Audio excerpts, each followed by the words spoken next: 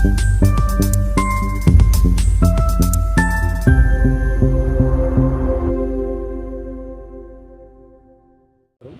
పేరు Yedukondalu Koragani. BSP party Bahujan Samaj party Pedakurapadu నియోజకవర్గ అభ్యర్థిగా ఈరోజు నామినేషన్ వేయడం జరిగిందన్న. పెదకూరపాడు నియోజకవర్గంలో అన్ని రాజకీయ పార్టీలకి అభ్యర్థులు ఉంటారు, కానీ బహుజన్ సమాజ్ పార్టీ అభ్యర్థిగా బహుజనులకు సంబంధించి జిల్లాలో ఏ నియోజకవర్గంలో ఆ నియోజకవర్గం బహుజనులమే ఈ పార్టీకి శాసనసభ అభ్యర్థులుగా నిలబడ్డాం. అందులో నేను ఒక సామాన్యుడిని ఈ మన పెదకూరపాడు నియోజకవర్గ అభ్యర్థిగా పోటీ చేస్తున్నాను.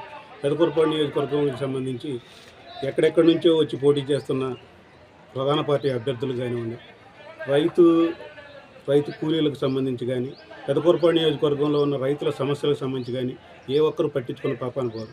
ఒకరికైతే రైతులకు సంబంధించి పట్టించుకున్న పాపాన పోలేదు, ఒకళ్ళు రైతుల సంగతి తెలియని వాళ్ళు. నేనైతే లోకల్గా స్థానికంగా ఉండే వ్యక్తిని.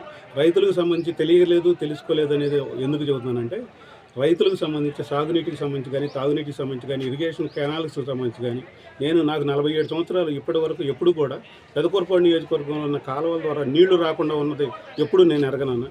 కాలువలు పూడిపోయి రైతులకు సంబంధించి ఏ ఒక్కళ్ళకి కూడా ఇబ్బందికరంగా ఉంది.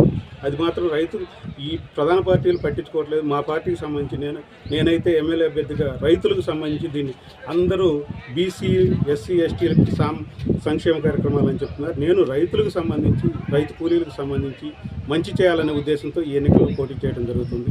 రైతులకు సంబంధించి ఎటువంటి కార్యక్రమం అయినా నేను చేస్తాను అని చెప్పేసి నేను అందరికి గంటాపదంగా తెలియజేస్తున్నాను.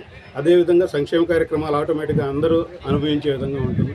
అభివృద్ధి పరంగా రైతు కూలీలు బాగుంటేనే నియోజకవర్గం, జిల్లా, రాష్ట్రం అంతా అభివృద్ధి చెందుతుందని ప్రధానంగా నమ్ముతున్నాను. మీ అందరూ నా దయవు చేసి